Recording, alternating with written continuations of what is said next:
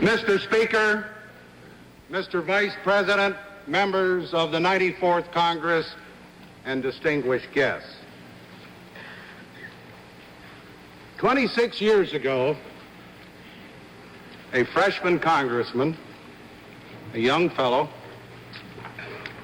with lots of idealism who was out to change the world, stood before Sam Rayburn in the well of the House and solemnly swore to the same oath that all of you took yesterday. An unforgettable experience, and I congratulate you all. 2 days later, that same freshman stood at the back of this great chamber, over there someplace, as President Truman, all charged up by his single-handed election victory, reported as the Constitution requires on the State of the Union. When the bipartisan applause stopped, President Truman said, "I am happy to report to the 81st Congress that the State of the Union is good. Our nation is better able than ever before to meet the needs of the American people and to give them their fair chance in the pursuit of happiness. It is foremost among the nations of the world in the search for peace." Today, that freshman member from Michigan stands where Mr. Truman stood. And I must say to you that the State of the Union is not good. Millions of Americans are out of work. Recession and inflation are eroding the money of millions more.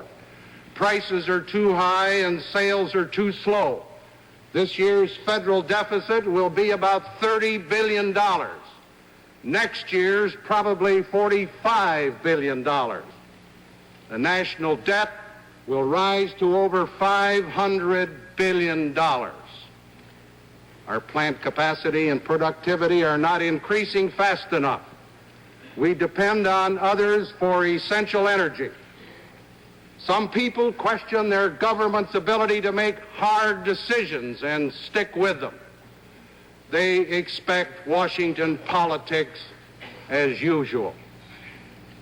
Yet, what President Truman said on January 5, 1949 is even more true in 1975. We are better able to meet our people's needs.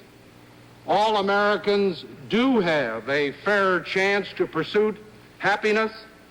Not only are we still the foremost nation in the pursuit of peace, but today's prospects of attaining it are infinitely brighter. There were 59 million Americans employed at the start of 1949. Now there are more than 85 million Americans who have jobs. In comparable dollars, the average income of the American family has doubled during the past 26 years. Now, I want to speak very bluntly. I've got bad news. And I don't expect much, if any, applause. The American people want action, and it will take both the Congress and the President to give them what they want.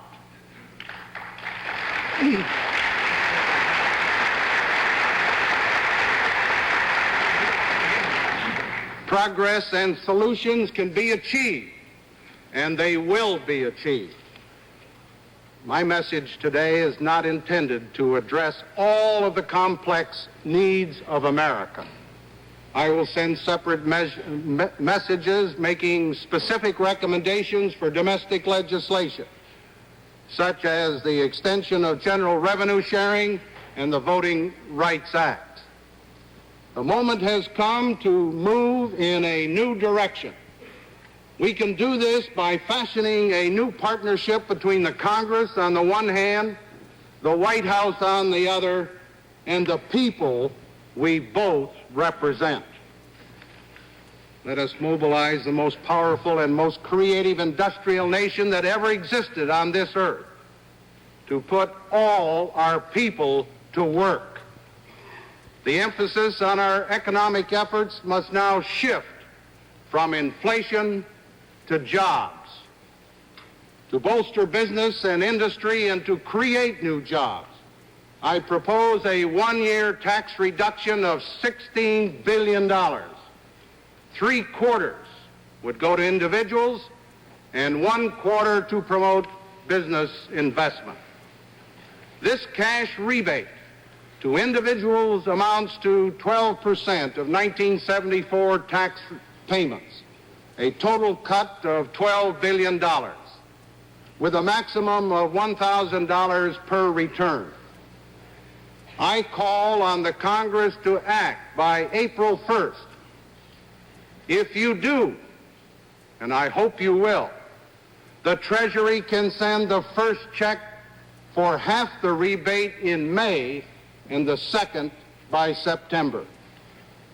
The other 1/4 of the cut, about $4 billion, will go to business, including farms, to promote expansion and to create more jobs. The one-year reduction for businesses would be in the form of a liberalized investment tax credit, increasing the rate to 12% for all business. This tax cut does not include the more fundamental reforms needed in our tax system, but it points us in the right direction, allowing taxpayers rather than the government to spend their pay. Cutting taxes now is essential if we are to turn the economy around. A tax cut offers the best hope of creating more jobs. Unfortunately, it will increase the size of the budget deficit. Therefore, it is more important than ever that we take steps to control the growth of federal expenditures.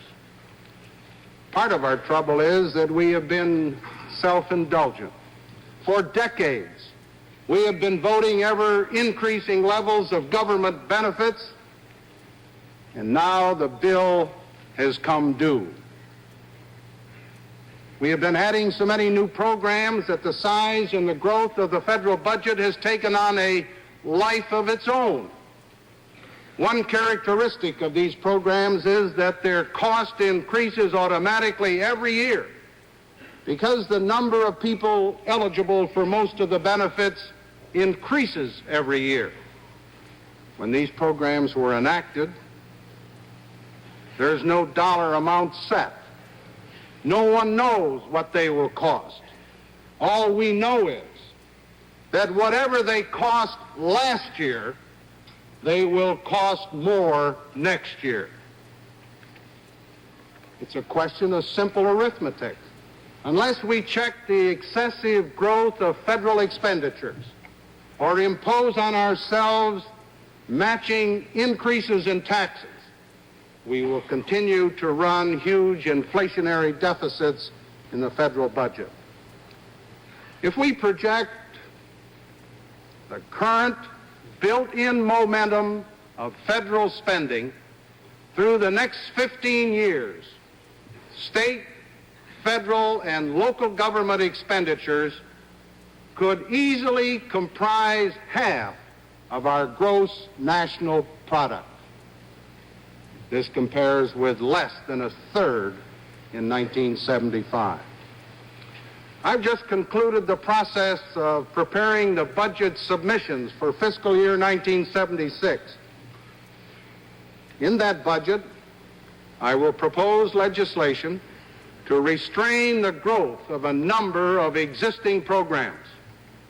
I have also concluded that no new spending programs can be initiated this year except for energy.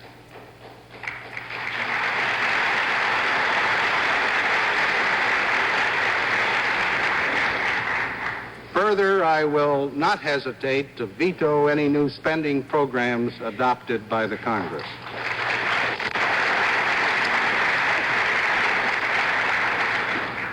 As an additional step toward putting the federal government's house in order, I recommend a 5% limit on federal pay increases in 1975.